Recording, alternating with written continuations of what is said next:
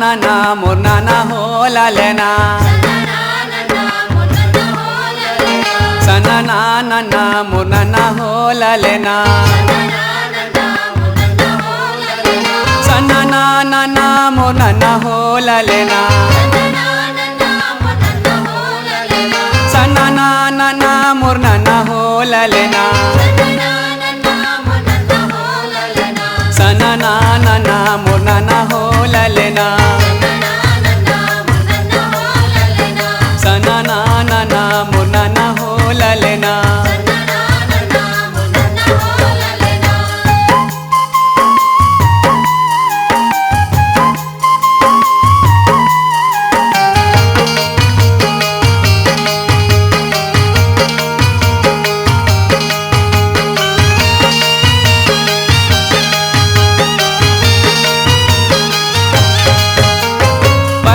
सुमरनी गुरु घासीदासला गुरु घासीदासला जी गुरु घासीदासला पहली सुमरनी गुरु घासीदासला गुरु घासीदासला जी गुरु घासीदासला सतनाम धर्म बताए हवै ललना गिरोधपुरी धाम बनाए हवै ललना सना ना ना मुना ना हो ललना सना ना ना मुना ना हो ललना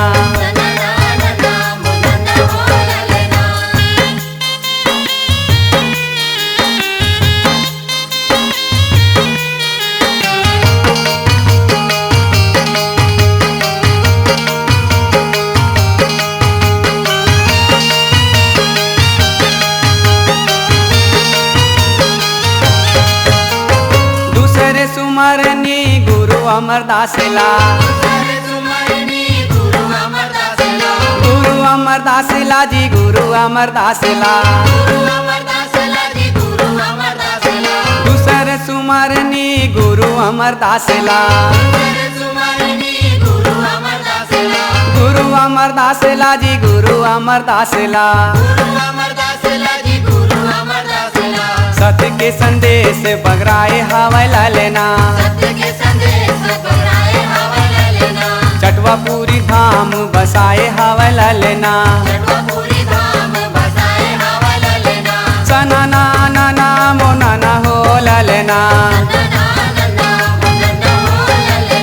सना ना ना मोना ना हो ललना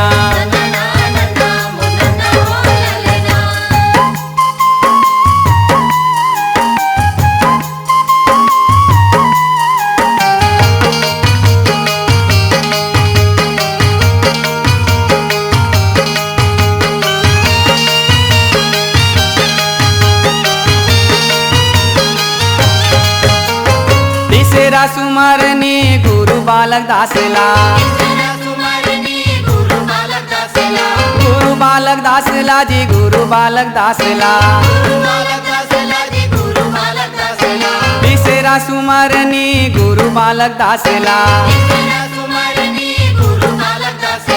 गुरु बालक दासला जी गुरु बालक दासला गुरु गद्दी वंश चलाए हवै ललना खड़वापुरी धाम बनाए हवै ललना सना ना ना मोना ना हो ललना सना ना ना मोना ना हो ललना सना ना ना मोना ना हो ललना सना ना ना मोर ना हो ललना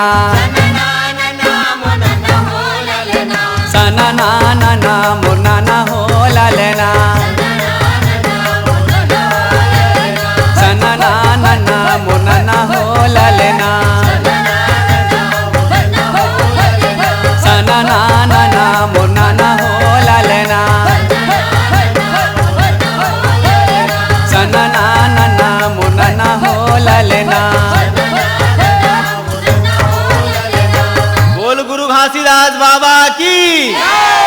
बोल गुरु घासीदास बाबा की